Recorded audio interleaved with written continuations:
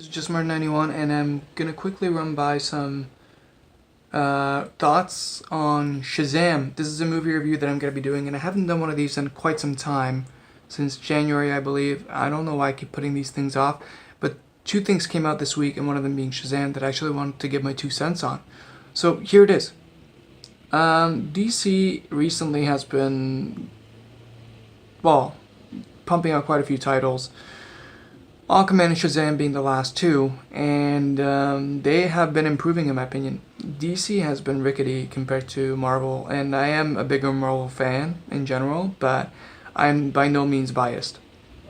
To the point where basically, I can appreciate something if I see value in it, and I do want to address it, and I do want to, yeah, as I said, give my 2 cents. So basically, Shazam is a story of a guy, a kid, who... Now, spoilers ahead. I'm just going to cover as much as the trailer covers. So, spoilers, not spoilers. Really up to you guys. It's about a kid, basically, who gets these superhuman powers. That's basically the basis of it.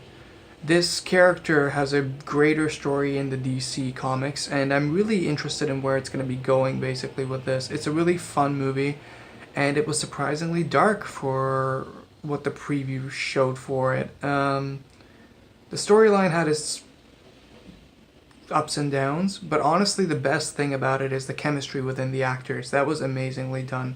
The storyline was quite good.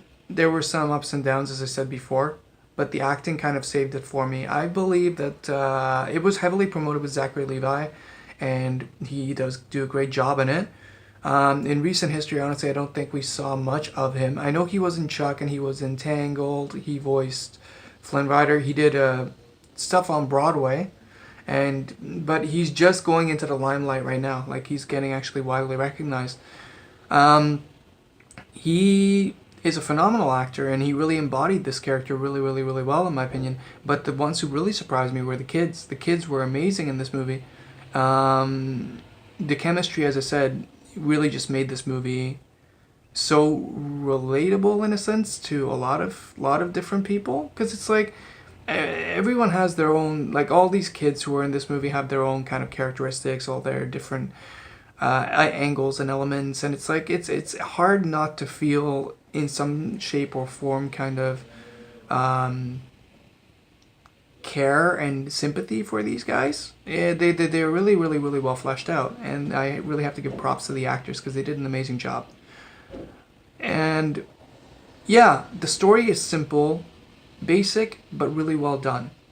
And that goes to show you, you don't need to have something really complex or visually insane to make something worthwhile. A high budget does not mean that it's going to have a good outcome. A low budget does not mean that it's not going to have a great outcome. Now, this was not a low budget, but it wasn't the highest thing that DC has ever done. Notably, the best thing they had ever done in the most expensive budget is one of the lowest grossing movies they've ever done. But yeah, no, right now they're trying to jumpstart the extended universe, and I'm really giving them props for that.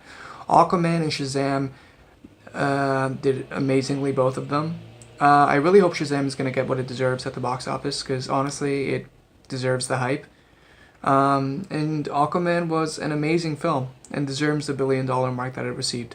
I didn't do a review for that one, and missed out on that, but hopefully there's going to be more great ones to come, because honestly Marvel's doing a great job, and it would be amazing if we could see some DC titles that could actually, put up a fight.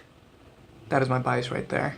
But I do feel like DC could do better.